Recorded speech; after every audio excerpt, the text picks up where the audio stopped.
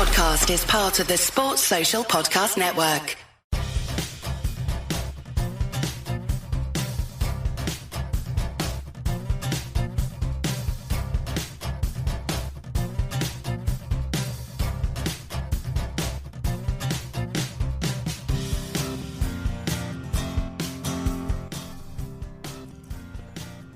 Hello and welcome to the Love Tennis podcast. A day late, for which we apologise, but I assure you that we can blame someone else, in this case Serena Williams, and we shall do so if we try. My name's James Gray of the iNewspaper and iNews.co.uk. As always, I'm joined by George Belshaw, the tennis writer, and our resident tennis coach Calvin Betton to talk through all the biggest issues in tennis over the last 7 days. We will, of course, be talking about Serena Williams, who retired just after we recorded last week. As usual, it seems with this podcast, Serena's timing is impeccable. We'll talk about Simona Halep as well, because she picked up a title and moved back into the top 10. Carreno Busta also winning. A bit of chat about Carlos Alcaraz. We'll talk Jack Draper and British success in America. Dan Evans, of course, having a good week as well. Nick Kyrgios beat Daniil Medvedev. Andy Murray lost to Fritz but beat Wawrinka. Naomi Osaka has lost back-to-back matches for the first time since Canada and Cincinnati in 2018. We all know what happened after that. And Iga Świątek lost again, 3 in her last 6. Oh, and there's also some news about Novak Djokovic, which we may or may not get to. Who knows?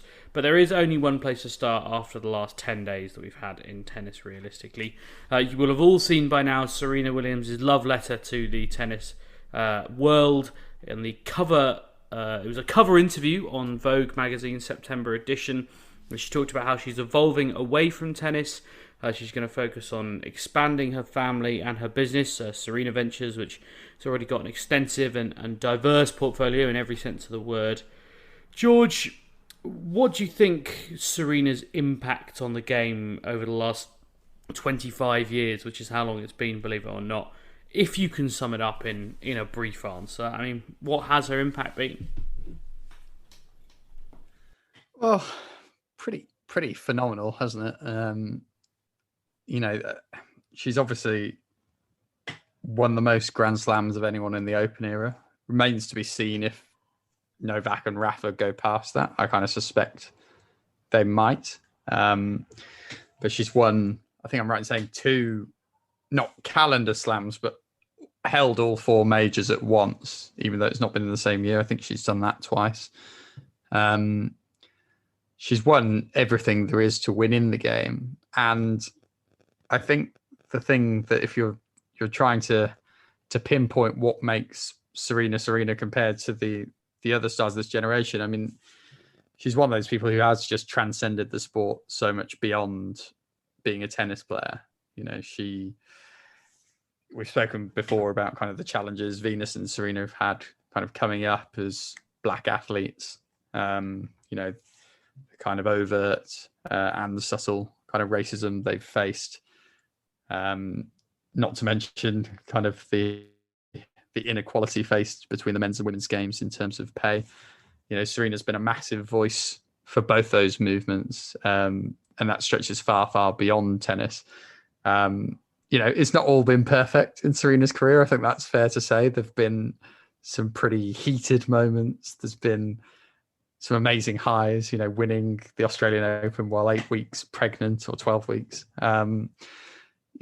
There's been a phenomenal array of stories that I don't think have really been matched by many other athletes throughout their careers. So I think she'll leave behind a really rich tapestry in terms of a story rather than just pure sporting numbers, if you like. So, yeah, and she'll be phenomenally missed. I think I'd say I've been fairly critical of Serena over the last couple of years in many ways because it's felt like she's not been that committed to the sport, and that's like totally understandable in many ways. She's moved into this new chapter of her life around kind of motherhood, etc. But I found some of the statements a little bit odd from that perspective, in being like, it feels like she's being robbed. I don't think she's thrown herself 100% into the tennis, and sometimes we've got this recency bias of frustration where it's like you want the best stars playing all the time, and feeling fully committed. But the impact she's had throughout her entire career will struggle to be matched again in the women's game. Sorry, that wasn't very succinct, was it? But it was a bit rambly. It was succinct by your standards, George. We'll take what we can get. It's interesting talking about. You said a couple of things there that I wanted to talk about. One is her commitment to the game over the last couple of years. I was writing something today about Serena for the Eye, because obviously she's playing Raducanu tonight, and we'll discuss that a little bit later on. And I wanted to sort of try and illustrate the fact that she has played a lot less, in recent years. And I wanted to make sure that it wasn't one of those things, you just believe certain things and then you look them up and you're like, oh, actually, that was just my impression was wrong. She would regularly, even as late as 2013 or 2014, play 60 or 70 matches a year. And after having, and let's be honest, she nearly died giving birth to Olympia. And I don't think you can underestimate the impact that had on her physicality. But since 2017, I think 31 matches in a year in 2019 is the most that she's played. And I don't know whether that was a lack of commitment to tennis or a lack of ability to do anything like a professional tennis schedule. This year I think she'll have played like 4 or 5 matches. Last year she played I think 17 matches. I don't know whether that was how much of a choice that was, and we'll never know. I know what you're saying, but I've been fairly reliably informed. A lot has been choice, and I'm not saying it's a right or wrong choice, because as I said, she's kind of in different phases of her life, but it's pretty clear to see when you watch her now that she's not been in that kind of regular training that you'd expect from a top level athlete. And fair enough, she's done, as she said in her letter, she won't look back being like, well, God, I wish I'd won one more slam. 23 majors is pretty bloody remarkable by anyone's standards. Yeah. And in the end, probably having 2 pulmonary embolisms in the space of like a week might just like give you a sense of perspective that you can't really replicate. Yeah. And people's lives change, don't they? I mean, she's famously talked about how I think she says somewhere in it that her husband said she's almost too hands-on with her daughter. But, it's kind of quite hard for us to sit here. I don't think any of us have kids, do we? Or none we're aware of. But George, don't say that. It's such like a Boris Johnson line. It's such like a 1980s bloke line. None that I know of. It's the Boris in me. Right, okay. But yeah. No one wants any Boris in them. No, absolutely. Right. I'm going to ask a serious tennis question before we get very dangerously sidetracked. Calvin, what do you think Serena's legacy will be? What has she changed about the game that wasn't there in 1996 and is there now? Her legacy's huge. It sort of, the obvious thing is her opening up the game to black people. Black girls in particular. I've coached a few black girls who she was by far not only their favourite player, the only player that they cared about. It was stratospheric legacy, probably as much as anybody has ever had on the game. Certainly from the female side. Look, she's the only player of the last 40 years that's had a film made about her. No, Battle of the Sexes. That's kind of a sort of tangential. Not 40 years though. They were before my time. Yeah, okay. I still don't know how old you are, and I'm proud of not knowing. One thing I thought when I was trying to think about what her impact on the game has been, because I've been thinking lots about tennis from the perspective of like the general sports viewer recently, rather than just the tennis fan. And one thing I think she's kind of solved, or to an extent crushed, is the equal prize money kind of argument at Grand Slams. Like, I know we talk a lot about equal prize money in tennis and like, oh, men play 5 sets and they should get more money. But like outside of tennis, no one really talks about that. Like, everyone's quite, in Britain at least, everyone's quite proud of the fact that men and women at Wimbledon get equal prize money and that it's a men's and women's event. And I think Serena's superstardom has kind of quashed any suggestion that might be a problem. like, I don't know what it's going to be like now she's gone, but I wonder if that might become a little bit more, if we get like a Nadal Djokovic Wimbledon final next year and the women's final is like Pegula against Sasnovich, like, which, let's face it, it isn't beyond the realms of possibility. It's very likely. Then it's Pegula's in good form, by the way. Look, don't, honestly, please. But like, I mean, God love Jessica Pegula, but she called Simona Halep a pusher, and I won't forgive her for that. Anyway, the point is that I think if that were to happen, people would be a bit like, "Oh, is it right that she's won £2.5 million and so is Novak Djokovic?" I can just see it kind of creating this, and these are the questions I think that Serena's absence is going to create, because even though she wasn't there at the latter end of Wimbledon, she was always there, and it was sort of how a lot of people knew Wimbledon was on, because Serena was on the telly or radio or back pages of the newspaper. Just before I answer that, I just wanted to go back to you when you said then that, and I don't know whether I'm speaking out of turn here, but that thing about her almost dying when she gave birth, has there any evidence of that, or is it just that one tweet that she herself put out and then the doctor denied? She did an interview where she talked about, because I read it today again just for research, where she talked about she had a pulmonary embolism during labour, and then another one which meant she basically she couldn't get out of bed for 6 weeks after giving birth, which some mothers may tell me is not completely uncommon, but I think it was pretty serious. Yeah. A blood clot, which if it ends up in the wrong place, is extremely dangerous, and by all accounts it already was in quite a dangerous place. So, I mean, the thing is, my sister went through a traumatic birth and she survived it, and the doctors said, well, realistically, yeah, we always thought you'd pull through. My sister's also a doctor, which is why she got the kind of inside line on it. But they also said probably 30 years ago, that would have been that for both of you. The phraseology is sort of sensationalist, but I don't think you can underestimate that. No, and I think you also only have to look at Serena before she went away and had a baby and Serena after, and I think there's a marked difference just in all elements of her game that I think you can partly attribute to that at least. But sorry, you were going to talk about the prize money argument as well. I entirely agree on the point. The one thing I'd sort of slightly caveat it with would be going forward that we don't know if there's a great deal of superstars in the men's game coming over the next 5 years. I'm actually more sure that there's superstars in the women's game than there are in the men's, because I think Osaka's a superstar. I think Gauff is going to be a superstar. Swiatek will continue to be a superstar just on the basis of how good she is, and there's a few more in there as well. And Raducanu, I mean, I'm not counting that. I'm not counting her 13 million Instagram followers. Joking aside, I'm not counting her because she's no more than a superstar. If she wasn't British, she'd be no more than a superstar than Elena Rybakina. Yeah. But that's another discussion. I'm sure I'll get pelters for that going forward. 2.4 million, by the way. Less than. How does that compare to the girl that just won Love Island? I can't even Google that because I don't know her name. I bet it's less.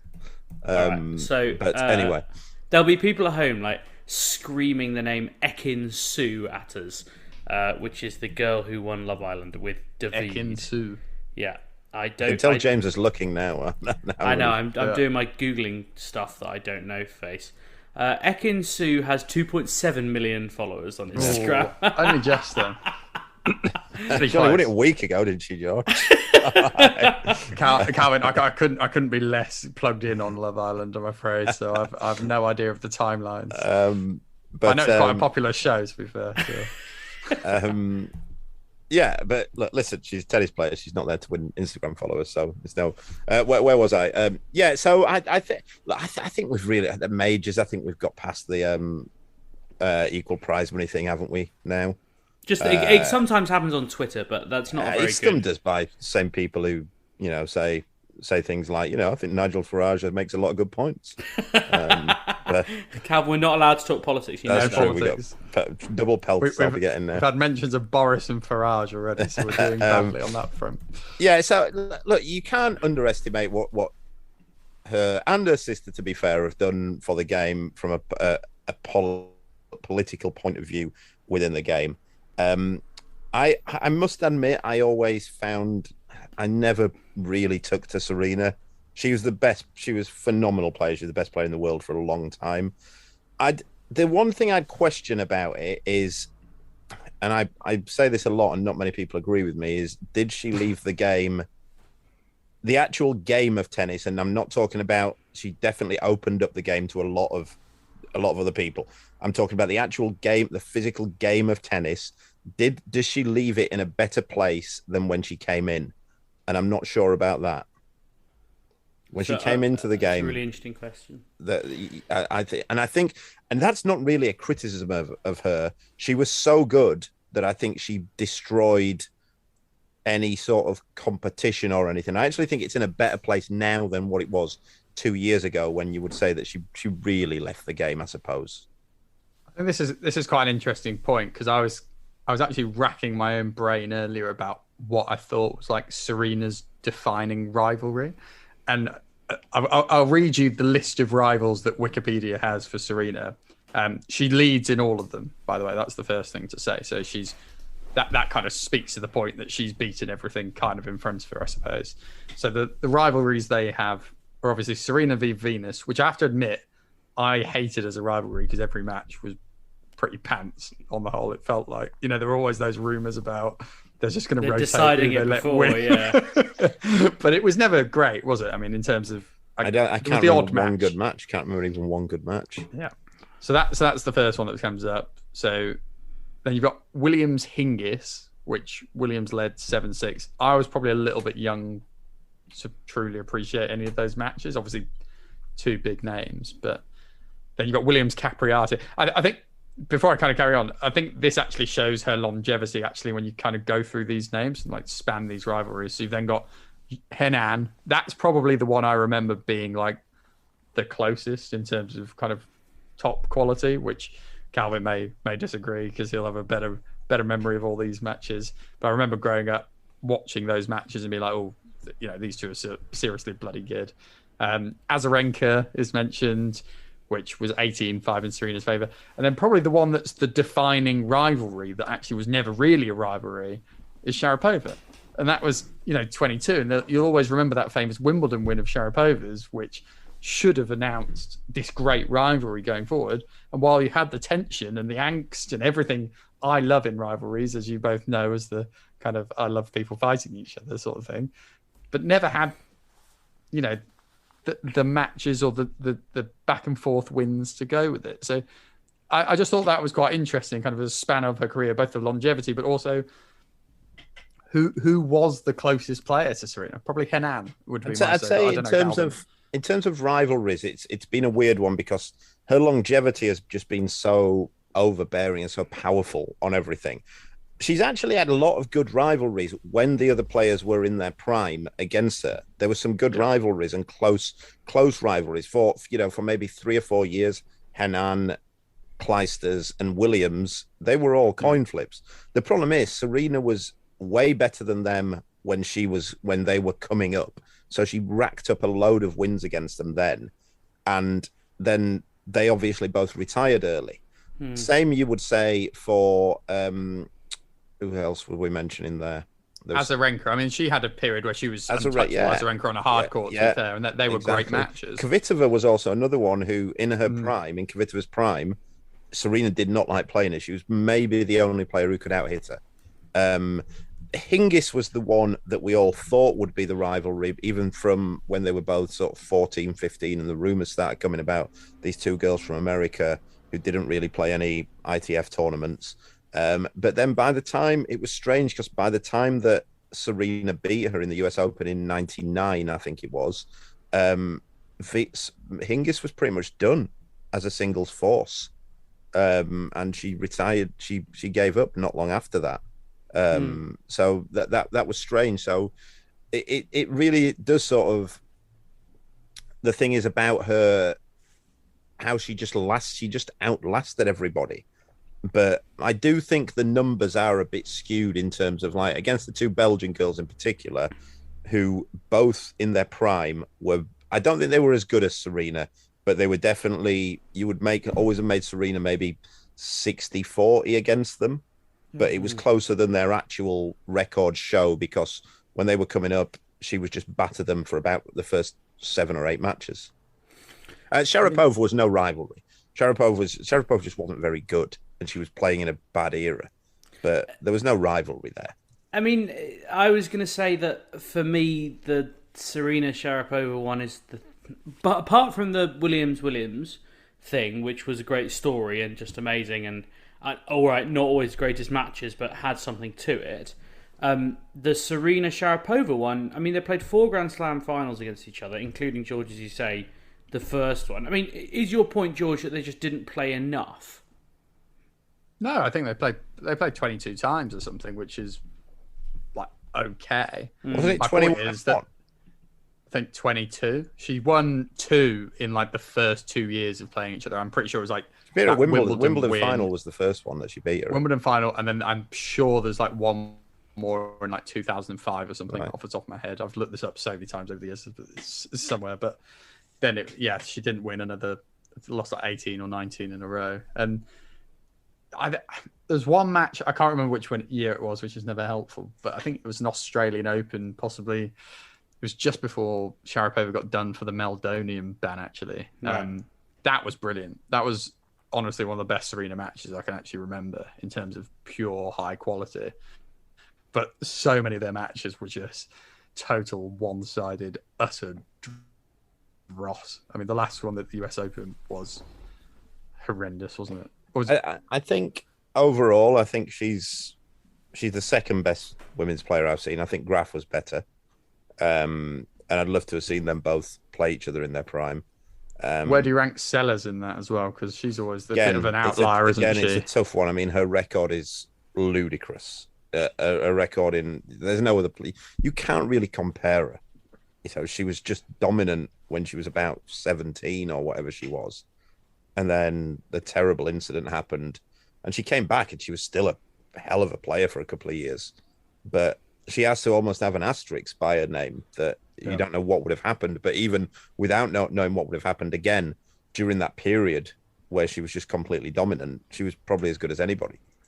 But yeah, I think Graf for me would still be I think she'd beat Serena more times than Serena would beat her. But again, the length of the career is, it's a quarter of a century almost, isn't it? Yeah, you're right about the longevity. It's just completely insane. She's been playing professional tennis for 25 years. Like, there are so many different eras that she has spanned. But she's also, I'd say, and I've said this about when Boris Becker first came on the scene as well, that it's hard for anyone to understand how impactful that was, because he was just so much bigger than everybody and hit the ball so much harder than everybody and was also really good at tennis. And that's the thing with Serena, this idea that I want to somebody say that she just hits the ball harder than everybody else. She does, but she's also better than everybody else as well. She had a better drop shot than anyone else on the tour for a long while. She moved faster than everybody else on the tour for a while. It was really just that was one of the reasons she was so dominant. She was just way physical, and I'm aware of. I don't like this sort of racial undertones of saying that black people are just that it's their physicality that gets them through. And we hear this about football all the time when people refer to Paul Pogba as being such a powerful player. That's not what I'm getting at, because, as I said, she was the most skillful and she was the best tennis player as well. But she was also just bigger and stronger than everybody else as well. Yeah. I mean, you can see it in the serve stats, can't you, as well, let's be honest. I mean, they at the time were huge. Yeah, just one slight point on who's the greatest women's player of all time. I will just quickly use an argument we used for McEnroe the other week, that most singles and doubles combined titles, it's Martina Navratilova. Do you have her in the conversation at all? No, she's up there, obviously, but I think, I think Graf was better overall. Navratilova's top 5. I don't think you can count singles and doubles, though. 344 apparently, according to this website I'm on. That sounds she was 344 dominant. what? Oh, you mean like titles, right? not Grand Slams. Yeah. Well, because Serena doesn't rank badly in that either. By the way, you know, she's not top 5, which is what in overall tour. Probably titles? is in slams, in overall tour titles. Yeah, slams singles got and at least, doubles combined. At least 12 doubles titles, if not more. Yeah. Do we think that she's tainted herself a bit in the last 5 years by being quite bitter and doing a lot of? There's been a lot of unpleasantness with Serena over the last 5 years, hasn't there? Yeah, it's a good question to ask. I mean, the Osaka final is the one that stands out. And who was she playing when she said, "I'm going to shove this ball down your throat"? To the line judge? Leicesters. I mean, I also found the retirement note a bit weird. How she said that she thought it was we spoke about this, didn't we? In our WhatsApp group, I found it a bit strange that she was then saying if she was a male. I as I said in the WhatsApp group, I think I probably get what she was aiming at, but she was saying that it's unfair because if she was a male, she wouldn't have to retire at this stage. But there's no males playing at 42 years old. Yeah, I mean, but she probably thinks in her head, again, and it kind of goes back to 2017 when she had her first kid. She probably thinks, well, if I hadn't had to go away and spend a year away from the game, I'd have had maybe that year, and then maybe the next 3 years wouldn't have been so disrupted. But yeah, it was like a clumsy phrase that was easy to shoot down. But I don't really know why she had to say it. She's 41. There's no shame in retiring at 41. But I sort of read it that I could still be playing 40. now. She's 41 next 40, month. is she? Right, okay. 41 next month. Yeah, I sort of read it that... Yeah, go on, James, sorry. No, you're right. You're right. Like, Roger isn't really playing, and he's that age. For the same reason as well, that look, their bodies have just broken down, haven't they? You can't play like that. And I don't, Federer isn't officially retired, but he won't play a proper schedule again. No. We might see him at next... I don't think we'll see him at next year's Wimbledon either. I think he'll do David Labour Cup.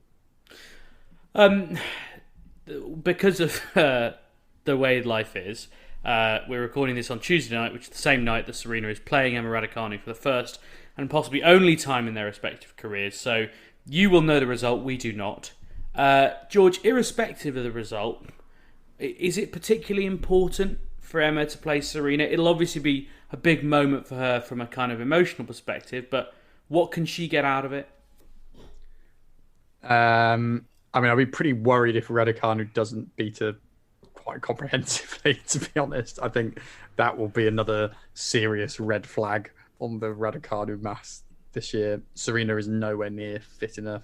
She's not playing anywhere near the level she has been before. Someone of Raducanu's quality should put us at the sword. So as you're listening to this after Serena's thumped her 6-1, 6-1, I'm sure you'll enjoy that analysis. But no, look, in terms of broader context and reach, it's a match that will get a lot of coverage. You've seen the build-up to it. I mean, what on earth the schedulers are up to in Cincinnati, I never know. I mean, I suppose that people have said that Serena's had a slight injury, which has forced it back, which again probably plays so into my just point. to explain the timeline on this, on Friday they indicated it would be a Monday night match. Yeah. And then on Which is rare in tennis, they actually take yeah. a match and say, this is happening then. And it's quite bad form. And of course, tickets surged in second-hand pricing, and everyone was buying tickets and moving heaven and earth to get up to Cincinnati for that night.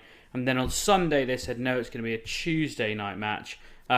Marcus Buckland, who lots of you will know from Amazon Prime's coverage, said that it was because of an injury scare for Serena. I haven't seen that reported anywhere else, but Marcus is well placed, and it may well be the case. Irrespective, it's bad. I think if I were a Cincinnati organizer, knowing Serena and the fact that she's about to retire and her physical state because of that, I think I would not have indicated 4 days in advance that I knew when she was going to play.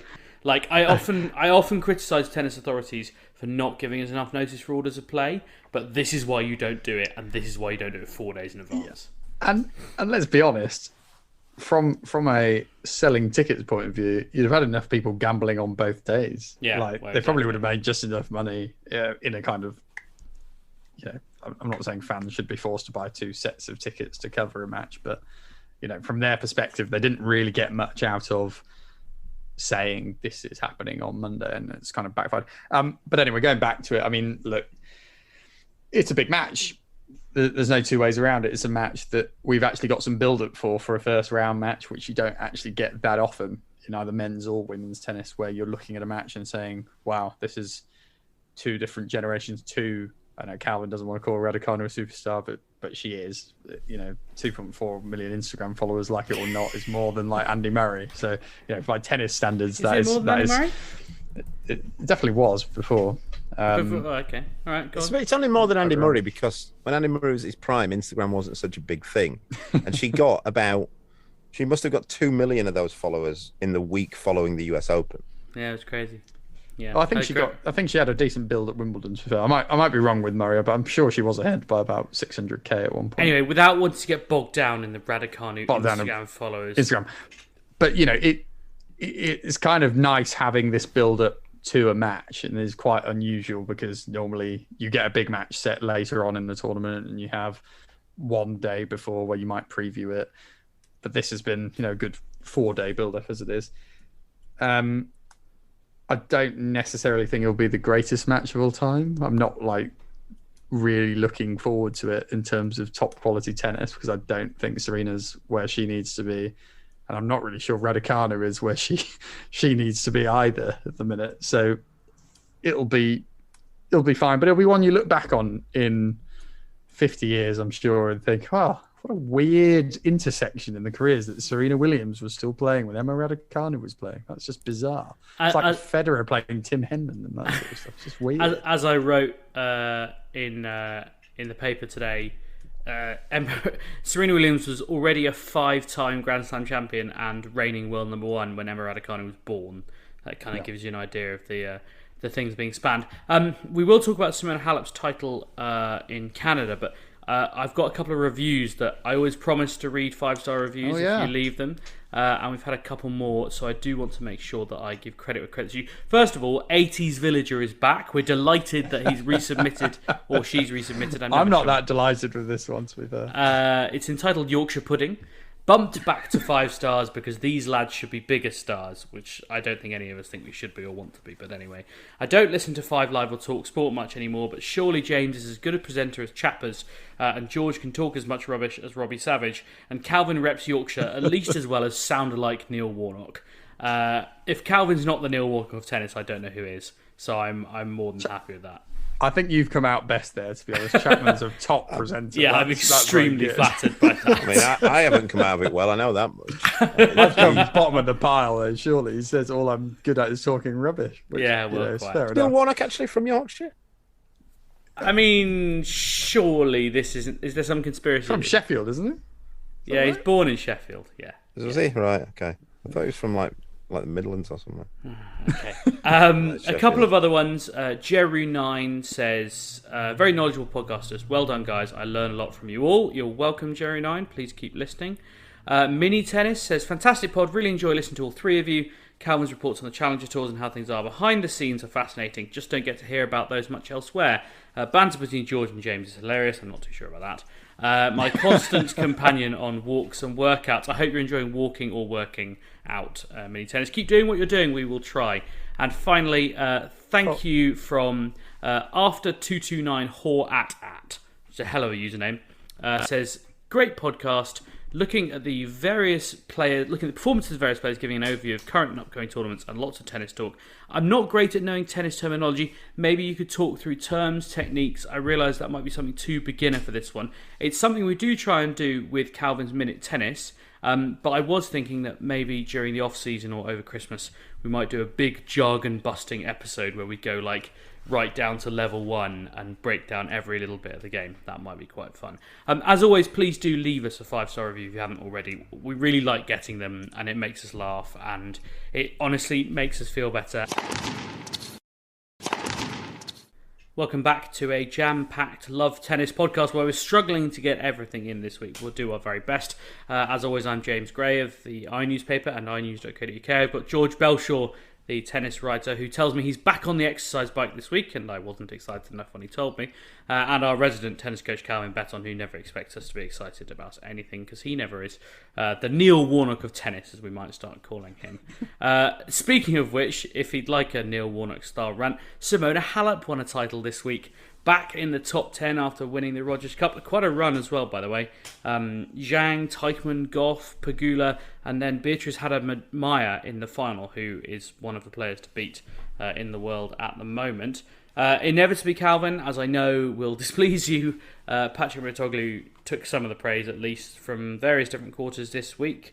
I assume you don't think he deserves it? No, he doesn't. He's not very good. I mean, what we've talked lots before, inevitably, about the impact of a coach. I mean, how much impact, even if you're making your most optimistic estimates, can any coach, and forget their name on this occasion, have on a player? I always say that I think it's somewhere between, best case scenario, a coach can have somewhere between 15 to 20% improvement, maybe 10 to 15% maybe, which can be quite significant. If you know that can be quite a big improvement, more than it sounds. But I think anything beyond that, especially the longer that a team as a player and a coach are together, I think it sort of diminishes, and then you're just making fine little improvements and that kind of thing. But this is where I take Mouratoglou. I find it difficult to take because he just keeps taking multiple Grand Slam champions, and then they'll carry on winning. And then somebody will go, no one talks about any other coach in the women's game as much as they do about Patrick Mouratoglou. And he seems to pretend he coaches all these other players as well, like Gauff. He doesn't coach Gauff. Doesn't have anything to do with Gauff. She just trains at his academy because it's a really nice academy. Same with Tsitsipas. Same with Holger Rune. I suppose there is an argument to say that, and I'm sure you've said it before, that a coach at that level isn't about changing the forehand grip or messing with this and messing with that. But there is an argument to say in this particular case that Simona Halep was in a pretty bad place 6 months ago, and then Patrick came into the team and she got her head sorted out. So I suppose you could say that some great coaches are good mates to have on tour and good people to talk to. Yeah, but then how many other people could she have done that? She could have taken one of her mates from home or something, or another coach. And, I mean, I think all you need to know about Patrick Mouratoglou's coaching is that Serena Williams based the argument when she got defaulted. She basically based her argument against it on that she doesn't listen to him anyway. So it shouldn't count.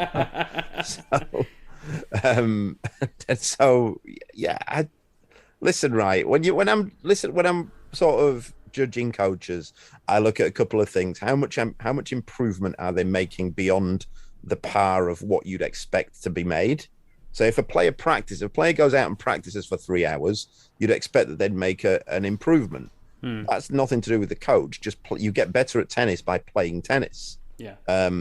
And when I hear them speak, are they compelling to listen to? Are they saying things that make me think, oh, right, okay, that's interesting? Or if I watch them coach, and do I see things and hear them say things and feed back to their players and think, oh, that's interesting, that's good.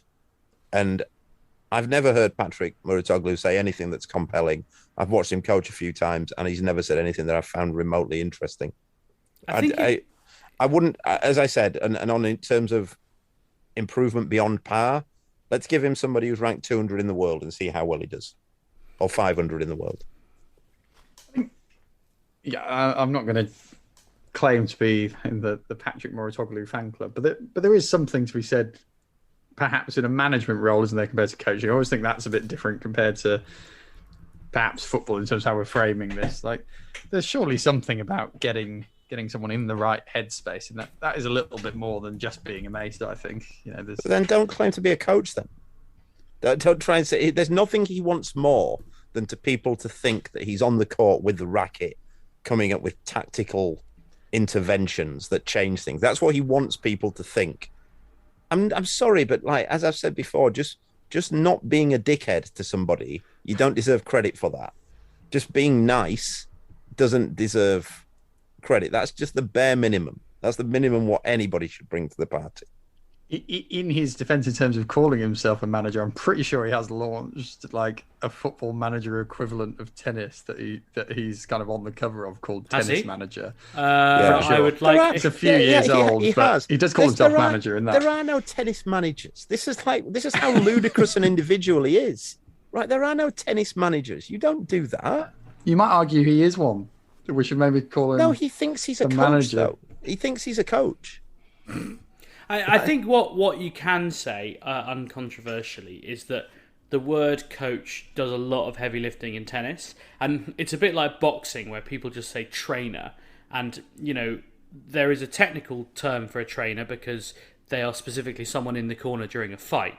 But in camp, you've got all sorts of different people in there, and you can call any of them a trainer, and to call one of them a physical trainer is insane because you're a boxer. Of course they're a physical trainer.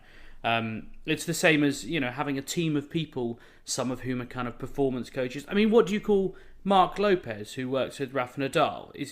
He is called a coach in the same way that you are called a coach with Luke Johnson, which I doubt that those two relationships are the same somehow. I mean, I'm not saying Luke isn't Rafa Nadal, but they're different characters to say the least. I don't know if they are though, James, because we're both probably there on court, different levels. We're both there on court and just offering some feedback on things that you might have seen, the things that the player might not have noticed. He might be focusing on something else, and the coach will intervene and go, that throw up's going a bit to the left. They may not know the throw up's going a bit to the left, or maybe hit through the ball a bit more. You're hitting around the ball, just trying to hit through it a little bit more, and that kind of thing. I don't think they're necessarily are that different. You're right in that there's a lot of different facets of tennis coaching.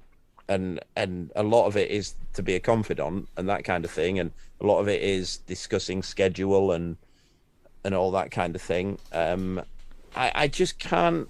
Look, I can sometimes be a little bit harsh on Mouratoglou, but I find it difficult. I don't know what we're even talking about him here. Who won the men's last week? Pablo Carreno Busta won the men's. Who's Pablo Carreno Busta's coach? It's an absolutely great question to which I do not because know the answer. It's like whenever anyone who this is the self-promotion that he has, that whenever any of his players win a tournament, and look, I don't want to sound Gary Neville getting a bit. This is Man United here. We're talking about Simona Halep. She's an effing good player. Yeah, she's like. You're not telling me that nobody, when Patrick Mouratoglou took over, and nobody thought that she would never win another tournament. For the record, before George interjects, I do have you on record multiple times saying that you thought the game had moved past Simona Halep. No, I do. I do think at the top level it has. I don't think that she'll win big titles again. And I get Montreal is fairly big, and full credit to her, but I don't think she's competing at. I don't think she'll beat one of the top girls in the latter stages of a slam. There's two ways to ask this question, because this is definitely what he wants, and this is how he's spoken about this before. But on your point about not knowing who coaches are, is there something bad actually about Mouratoglou from that perspective, in the sense of he is someone who has a profile, who has his name out there, who draws kind of opinions from people? He argues that the coach should become a visible figure because it adds a new element to the game, which is why he's a big supporter of on-court coaching. Is that actually a bad thing? I don't disagree with him there. I know, I entirely agree with him there. I think it could be. I think that would add an extra visual element, and I'd quite like to hear the coaches talk and that kind of thing. I'd quite like to see the coaches be interviewed like they are after football matches, and that kind of thing. What I don't like, the only thing I don't like about Patrick Mouratoglou is I don't think he's very good at it, and he thinks he's marvelous at it. He'd give a good post-match interview, to be fair, wouldn't he? It would be Mourinho-esque. I mean, very Mourinho.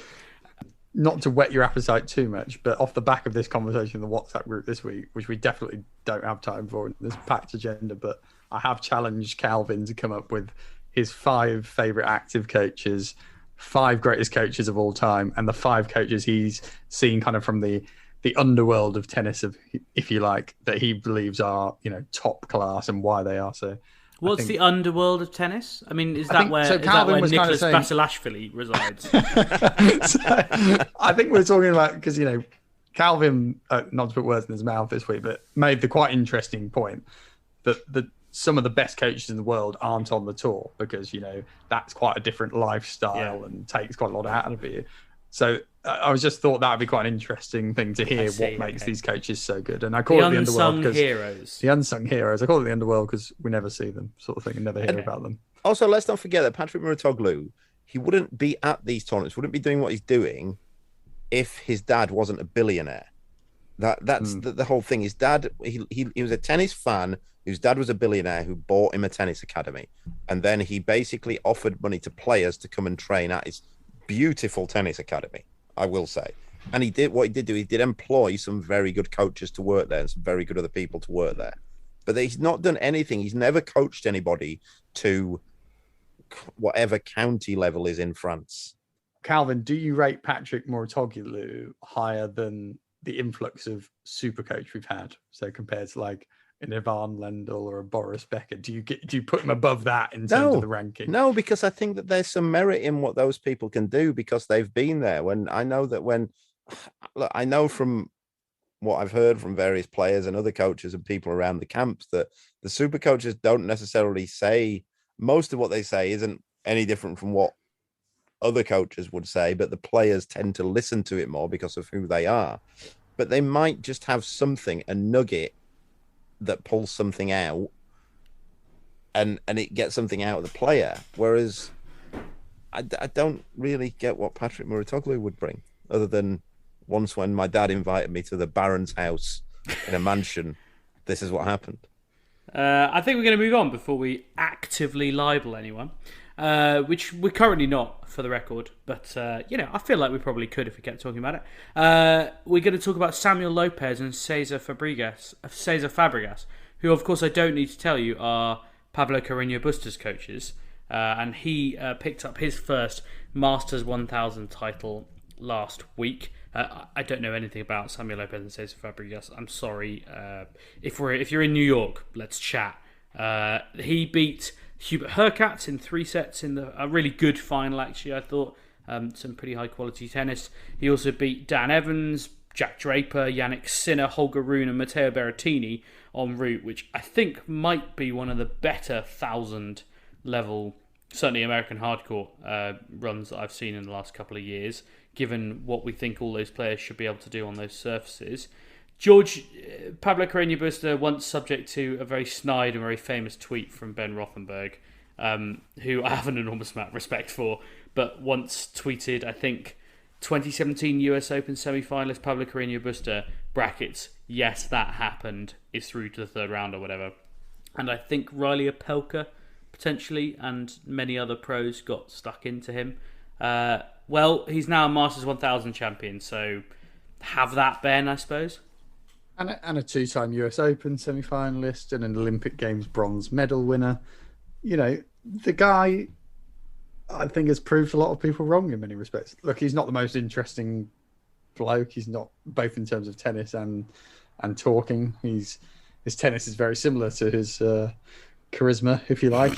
It gets the job done, and he'll stick with it.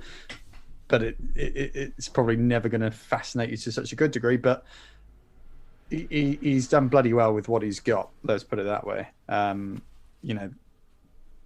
are things you look back on in your career as a top-level sportsman, and you have to bear in mind, in tennis, very few people win Grand Slams in the grand scheme of things. That's less true in the women's game at the minute, but there's not that many major winners. That's a really kind of astonishing triumph. But this is a guy who's been in the top 10, which being the top 10 in the world in anything's a fabulous achievement. An Olympic bronze medalist literally means you were the third best in your sport in the Olympic cycle, which, debatable whether that was actually true. I don't think that's what the results say. but that's what the history books will show. That's something you can't take away from him, is a bronze medal at the Olympics. And let's be honest, I wouldn't have had him down 5 years ago as a 2-time Grand Slam semi-finalist, but he's done that, and I wouldn't have had him down as a Masters winner, and he's done that. So he's done a great job, really. Would you like to guess, in his 7 Wimbledon championships, how many matches he's won at Wimbledon? I imagine it's 0, and don't think he's gone past the first round, would be my guess. Oh, so you think he has both not won any matches and also not gone past the first round? I wasn't sure if we were including qualifying. Of course, I wasn't including Of course, we're not including qualifying. Yeah, I don't think he's won a match at Wimbledon. You're absolutely right. He is 0-7 at Wimbledon, which, as you say, for a guy who's got 50 match wins in Grand Slam tennis, it's quite impressive that none of them have come on grass. I mean, I appreciate it's so far from his surface that it's untrue. I'd love to hear the names there. I mean, I'm sure we can't get that up quickly enough, but well, I'll ask Calvin a diverting question, and then I'll get up Pablo Carreno Busta's full list of blokes he's lost to at Wimbledon, because that'd be great. And if you're listening at home, you can try and remember 7 of them if you like. Calvin, Pablo Carreno Busta. I mean, I think you've said that him and Roberto Bautista Agut both have a name that is interchangeable and a game style that's interchangeable. But is he better than that? Is he someone who is a bit underrated? No, I don't think he's underrated. He's a very good player. I don't think he's better than Bautista Agut either. I think they're both pretty similar. And yeah, they're both pretty interchangeable. They're both excellent tennis players. Very, very good tennis players. The only reason I ever know the difference is Bautista Agut is supposed to be brilliant at football. And I don't know how good Carreno Busta is at football. Other than that, I wouldn't know anything different about either of them. Yeah, really flat. So, Bautista Agut, his dad is a massive Villarreal fan, or he passed away a couple of years ago. And I think he used to play for a youth team in Villarreal, and his dad was the coach. And his dad was also his tennis coach. And I think it absolutely broke his heart when eventually he was like, I am better at tennis. I think I should do this. But apparently when I ask anybody who, because I think, the guys, tennis players, they do play a little bit of football. Whenever you ask them who the best football player is, every one of them says it's Bautista Agut. Yeah. Which I think actually, if you watch him play, you kind of believe. Like, he looks like he'd be that kind of skillful, like, number 10, kind of knocking the ball in and out. He does, but I once randomly happened in a 5-a-side match with a current top 20-ish player who I was convinced would be brilliant at football, and he was terrible. I mean, I can't believe you're not giving us a name. I already know who this is. And have I told you before? No, I've figured it out. All right, have a guess. I'll tell you. Have a guess. Who do you think it is? Dan Evans. No. Oh, okay. Top 20. That's what put me off. Well, I mean, Evo's like 21 in the world at the moment or something. And George? Well, I can't believe you think Norrie would be good at football, because he's not. He doesn't look got good at football. He's not British. I'm talking about it's not British. Okay. Team's meant to be pretty decent. He's not top 20 there. What? George, he's not top 20. He hasn't been for about 2 years. He is in my mind. He's never going to be out. I'm trying to think who you would think would be good, but isn't. I don't think there's many people in the top 20 I'd back to be good at football at all. I'm going to have... Because most people who are good at sport tend to be good at all sports. Okay, I've got 2 ideas, and I'll talk you through before you tell me if I'm right or wrong. One is Matteo Berrettini, because he's gorgeous and just looks like he'd be good at everything. And the other one is Alex de Minaur, who you're more likely to have ended up in a 5-a-side game with. Yeah, I'm thinking neither of those. Dimitrov. Have you played a 5-a-side with Dimitrov? No. He sounds like he might play 5-a-side. Better check that this guy's still in the top 20. Yeah, that could be throwing this. I think he is, but let me check. This is really I mean, I'm trying to think who you think is good as well. He's just really no, he's not, but he's not far outside the top 20. Is it Gael Monfils? Yeah, it's Gael Monfils. Ah, and he's rubbish at football. Yeah, I just thought he'd be brilliant, and he was just like couldn't control the ball or anything. Apparently he's like an elite level basketball player. Like, even Kyrgios thinks he's pretty darn good. And obviously Kyrgios played like representational level until he was 17 or something. But he plays for some real dogs as well. And he plays some real dogs. Right, let's move on. We've talked more about Pablo Carreno Busta than I was expecting. Carlos Alcaraz, interestingly, coming out and saying that he felt the pressure for the first time of playing, and he lost to Tommy Paul in his first round, the second round of the Canadian Open, a match that was so one-sided that I turned it off because it was over, because Carlos Alcaraz was a set and 4-love up. He lost it 7-6, 6-7, 6-3. 6-7, 7-6, 6-3. I mean, George, look, we've always talked about Alcaraz, that he just walks through pressure and walks through power. I mean, Tommy Paul, look, take nothing away from him, he's playing quite well and he's quite a tricky customer, but it's not a match you'd expect him to lose, especially from that situation.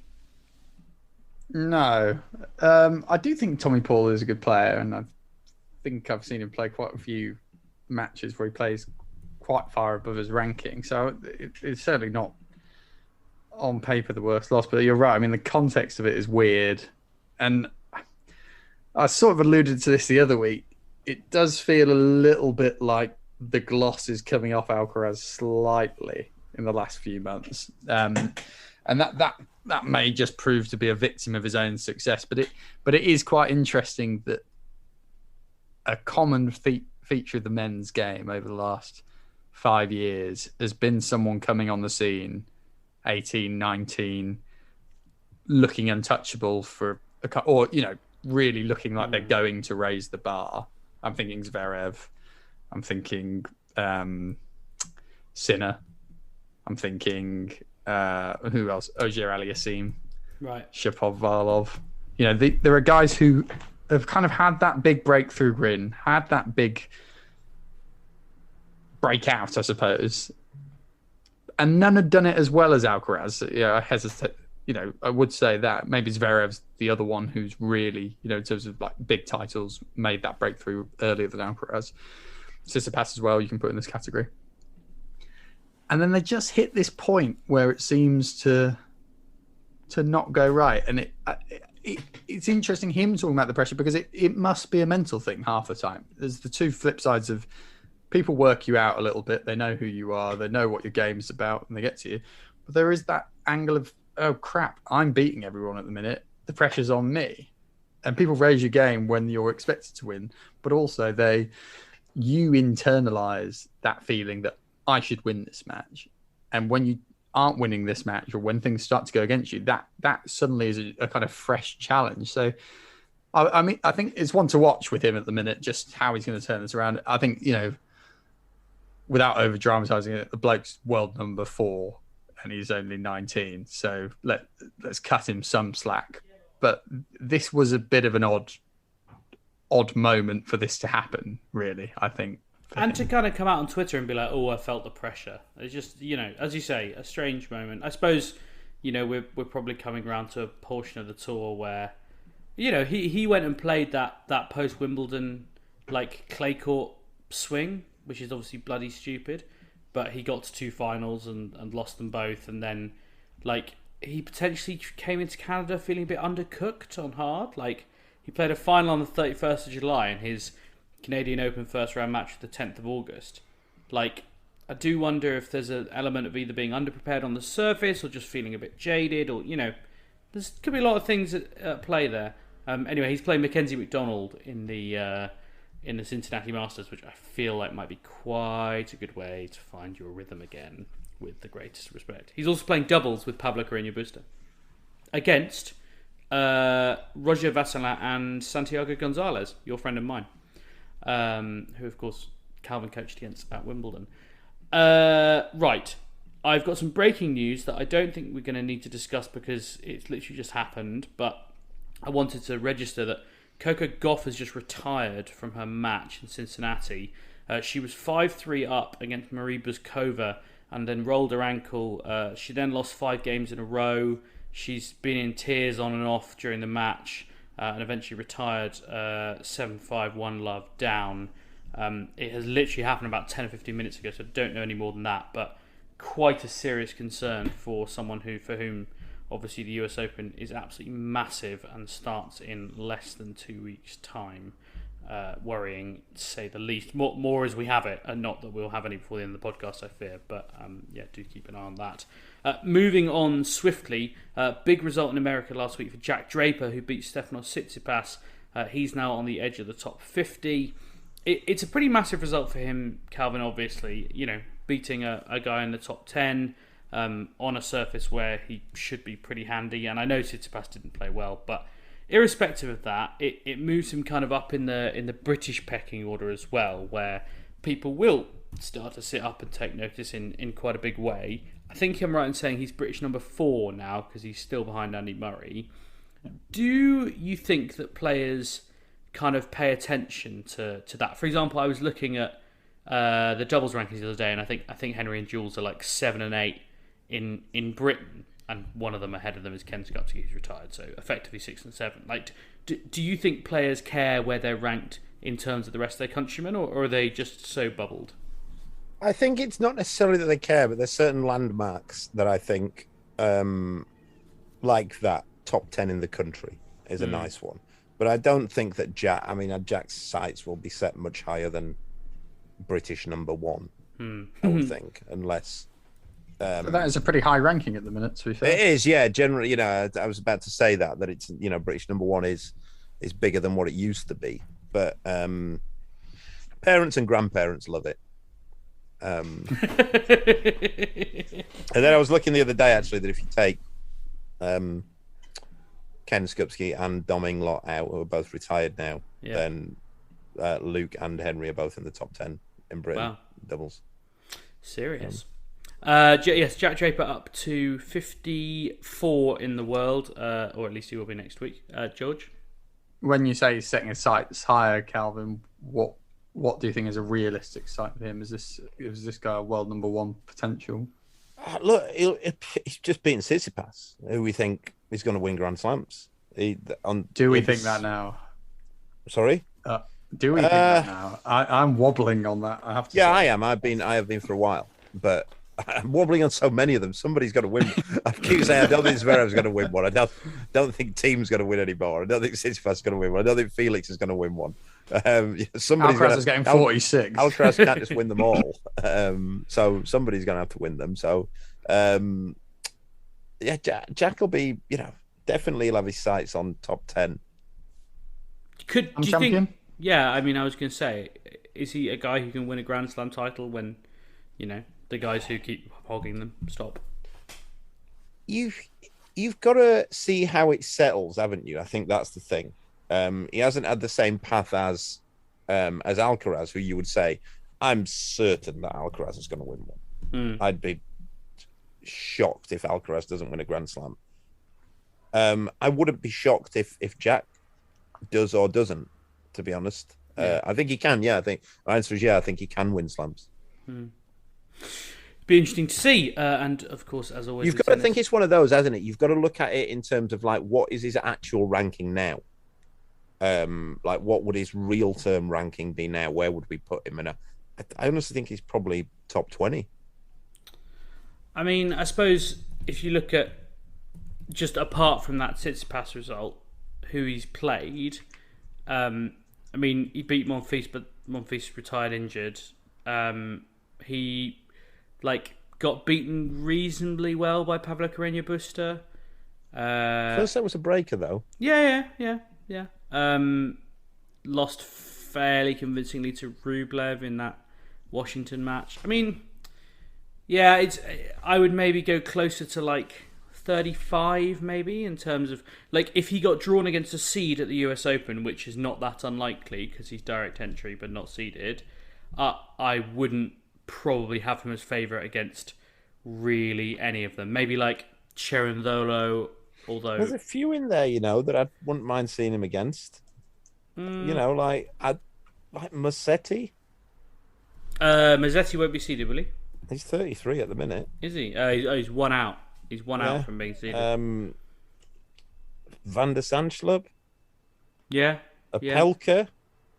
Tell you what, would you definitely say Shapovalov's beating him now? Yeah, he doesn't have the lefty advantage against Shapovalov. Interesting. We've got to move on because we've got to do some quick hits, some of which are just going to be acknowledgements and some of which are going to be discussion points. Nick Kyrgios beat Daniil Medvedev, which feels like it deserves a podcast on its own.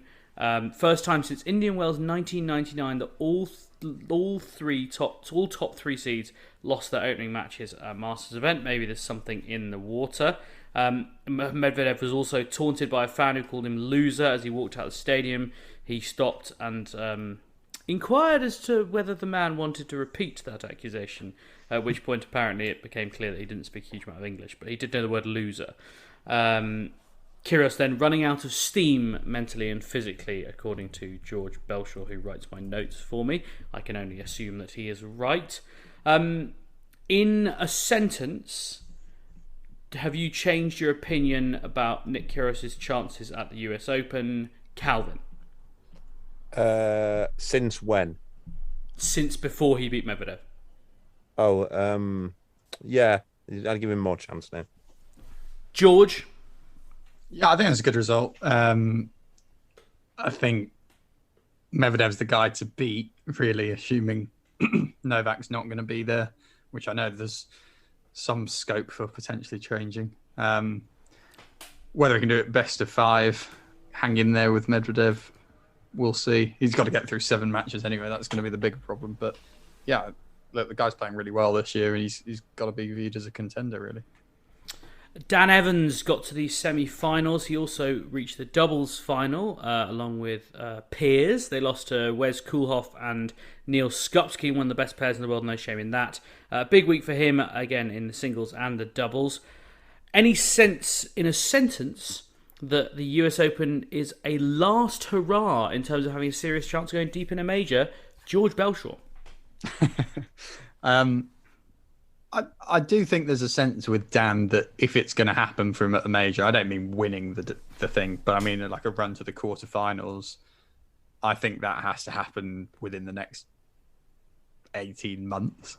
And, you know, I've been a bit disappointed by his performances at the majors over the last few years. I know Calvin will always say there are matches he's just not going to match up that well in, but there have been matches he's had at majors that he just hasn't turned up for, basically, one way or another, and they've been poor results. So yeah, I'll stick with my notes question and say I think this is quite a big tournament for him. It's the one I think he can do the best at, and he has done the best at in the past. Who knows? It's going to be pretty open, this tournament, I think, so he's got as good a chance as anyone. Calvin, you know him quite well. Do you think he'll be putting that kind of pressure on himself that, you know, come on, Dan, you've got to do this now? Yeah, I know he really wants to go deep into a major. I think US Open is probably his best chance. He's not getting much luck though. Like, you know, he's like with that draw, he did great last week, and then I'd seen this week he's drawn Tsitsipas. If he wins tonight, he plays Tsitsipas, which isn't a great matchup for Evo. You know, you want to get on runs, you want to build some form, but strange, he's at career high now, isn't he? Yeah, just on the edge of, or maybe equal, yeah. Seems so strange. He's had he's basically done nothing all year, and then he's career high. It just sums up what these tournaments do for you in terms of rankings, isn't it? I mean, they're just so much bigger than other events. And not defending much for the rest of the year, actually, is he? Maybe a third He's round. Been in quite bad form, really, since this time last year, in many ways. Well, if not you think bad, he had that great clay court swing, you know, and we were all like, oh my God, maybe Evo's an all-court player. You know, he beat Djokovic in Monte Carlo. That was last year, though.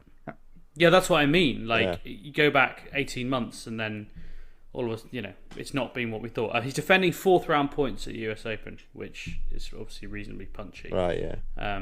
But, you know, he will be seeded and he will be in the penultimate bracket of seeds, which will help him a bit as well, because he's 23, not 25, which is a pretty massive distinction when you look at how the draws work. I'm going to reserve my opinion. Andy Murray's playing Cam Norrie on Wednesday night. You've got a sentence to predict that match, Calvin. I think Murray might win it. Murray has won their 2 most competitive meetings, one in Beijing in 3 sets, and then in Battle of the Brits in 2020, he beat him as well. I think Murray, he likes to play players who he's beaten before because he thinks he's got the blueprint then to beat them, and he puts a lot on that kind of thing. George? I'll go for Norrie. I've not been that impressed with Andy recently, so I think he's the better player at the moment, Norrie, so I'll go for him. I think 3 hours on court against Stan as well on what was quite a draining match. Like, I don't know. I just don't know if he's going to be able to. He said I need to be the guy who's playing shorter points and play more aggressively. And as we've discussed so many times before, he says that and then goes out and tries to grind, and it's just not going to work against Cam Norrie, who is like younger, fitter, stronger, and in the form of his life. We've barely mentioned Naomi Osaka, who lost today to Zhang Shui. Stat courtesy of Ben Rothenberg, this is the first time she's lost her opening match at back-to-back tournaments since Canada and Cincinnati in 2018. She then won the next event, the US Open. A score out of 10 from each of you. How likely is it that she will repeat that feat at this very moment? George? 2. Calvin? 4. Oh, it's a larger number. And finally, we were going to talk about Iga Świątek, but we've got so little time to do so. All we can do is mention that she lost to Beatriz Haddad Maia. There's no shame in that. Are we going to be worried? 3 losses in 6 after 37 in a row. Reversion to the mean, you might say. Or perhaps the end of a Świątek era. Who knows? We'll try and discuss it more next week, because clearly we haven't got time to do it here. Thank you so much for listening. We will, of course, be back next week, and I hope you will be too.